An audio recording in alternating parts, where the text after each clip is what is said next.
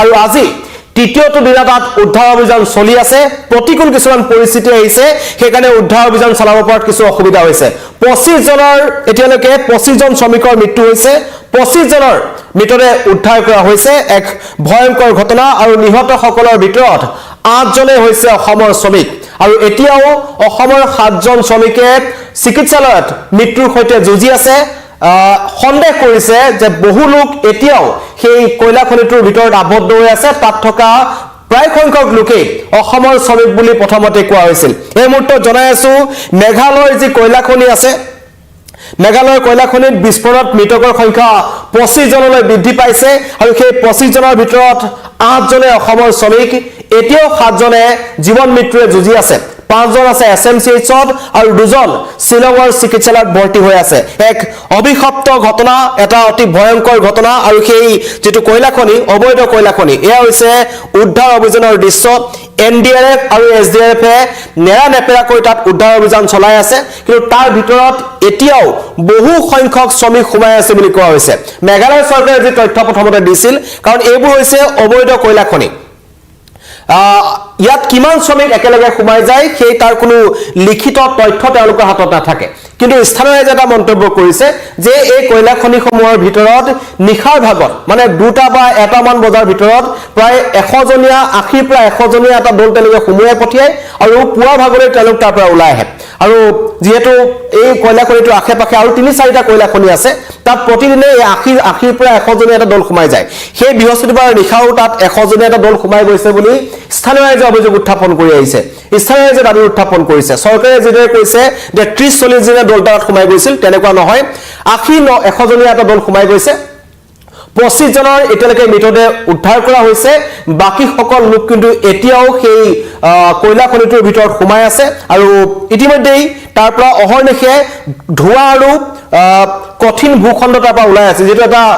বিস্ফোৰণ সংঘটিত হৈছিল আৰু বিস্ফোৰণটো সংঘটিত হোৱাৰ অন্যতম কাৰণটো হৈছে যে ডাইনামাইট বিস্ফোৰণ কৰিছিল আৰু তাত সেই বিস্ফোৰণৰ ফলত পাহাৰ এটা অংশ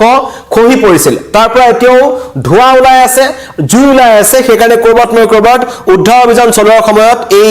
উদ্ধাৰ অভিযানকাৰী দলসমূহ কিছু বিপদত পৰিছে কিন্তু এই মুহূৰ্তত জনাই আছো যে অসমৰ 8 জন শ্ৰমিকৰ কৰোণ মৃত্যুক তেওঁলোকে সাৱটি লৈছে এতিয়ালৈকে আৰু এই যি সংখ্যা আছে বৃদ্ধি পোৱাৰ আশংকা আছে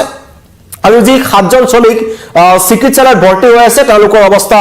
অতি সংকটজনক 25 জনৰ মৃতদেহ উদ্ধাৰ কৰা হ'ল নিহতৰ ভিতৰত 8 জন শ্ৰমিক অসমৰ কাছাৰৰ কাটিগড়া আছে 6 জন শ্ৰমিক কাছাৰৰ কাটিগড়াৰ 6 জন শ্ৰমিকৰ মৃত্যু হৈছে শ্ৰীভূমি জিলাৰ এজনৰ মৃত্যু হৈছে হাইলাকান্দিৰ এজনৰ মৃত্যু হৈছে আৰু শ্ৰীভূমিৰ বাজাৰ চৰাৰ আব্দুল মান্নানৰ ইতিমধ্যে মৃত্যু হৈছে বুলি কোৱা হৈছে নিহতৰ সংখ্যা বৃদ্ধি পোৱাৰ সম্ভাৱনা আছে আৰু অবৈধ কয়লা খনিৰ 2 মালিকক কালি গ্ৰেপ্তাৰ কৰিছিল মেঘালয় আৰক্ষীয়ে নাম হৈছে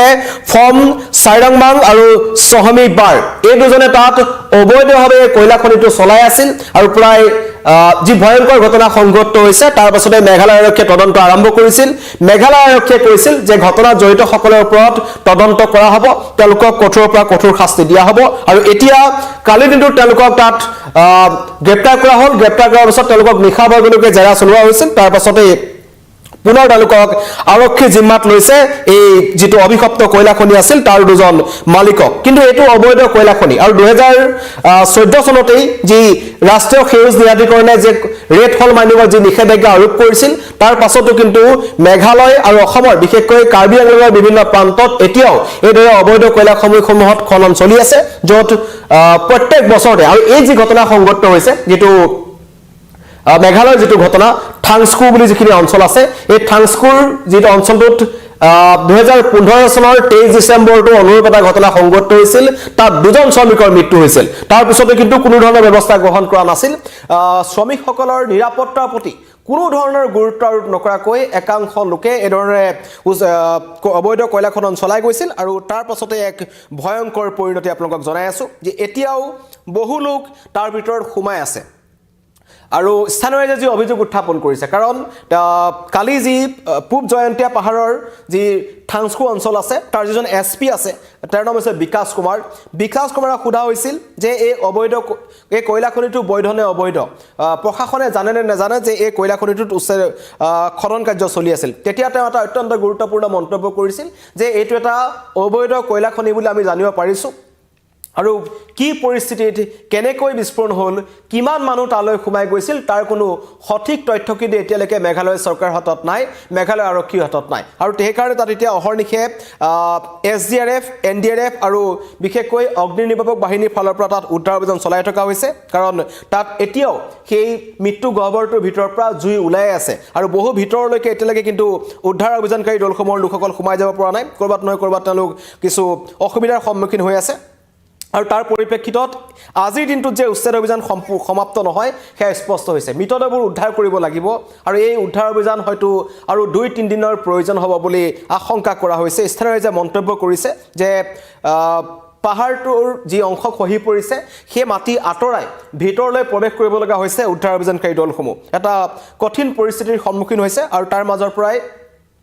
এটা কৈ কিন্তু মৃতদেহ উদ্ধাৰ কৰি থকা হৈছে আৰু অসমৰ যি 7জন শ্ৰমিক আছে যিকেইজন এতিয়াও অতি সংকটজনক অৱস্থাত তেওঁলোক SMCHত ভৰ্তি হৈ আছে 5জন আৰু শিলঙৰ এখন হস্পিটেলত 2জন বন্দী হৈ আছে বুলি ইতিমধ্যে জানিব পৰা গৈছে এক শুকাব ঘটনা পাৰিপাৰ্শ্বিক সুৰক্ষাৰ প্ৰতি গুৰুত্ব নিদি এই খনন কাৰ্য চলাই থকা হৈছিল আৰু তাত যথেষ্ট সংখ্যক অসমৰ শ্ৰমিক আছিল বুলি কোৱা হৈছে বৰাক উপত্যকাৰ যথেষ্ট সংখ্যক শ্ৰমিক তাত আছিল আৰু ইতিমধ্যেই ধোঁৱা অহৰ্নিশা ওলাই আছে যেহেতু এই কয়লা খনিটোৰ পৰা আৰু ধোঁৱা ওলাই থকাৰ কাৰণে কৰবাত নহয় কৰবাত উচ্ছেদ অভিযানত অসুবিধাৰ সন্মুখীন হৈছে আৰু কেন্দ্ৰৰ ফালৰ পৰা কোৱা হৈছে যে উদ্ধাৰ অভিযানত যেনেকুৱা ধৰণৰ সহায় লাগে তেনেকুৱা ধৰণৰ সহায় কৰা হ'ব আৰু ইতিমধ্যেই এই সমগ্ৰ ঘটনাত যি জেৰা কয়লা খনিৰ দুজন মালিকক জেৰা চলাই থকা হৈছে আৰু ঘটনা সন্দৰ্ভত মেঘালয় আৰক্ষীয়ে নিজাববীয়াকৈ গোচৰ ৰুজু কৰি গ্ৰেপ্তাৰ কৰিছিল অবৈধ কয়লা খনিটোৰ 2 মালিকক ফম চাইৰমাং আৰু সমেহি বাৰ তেওঁলোকে এই অবৈধ কয়লা খনিটো চলাই আছিল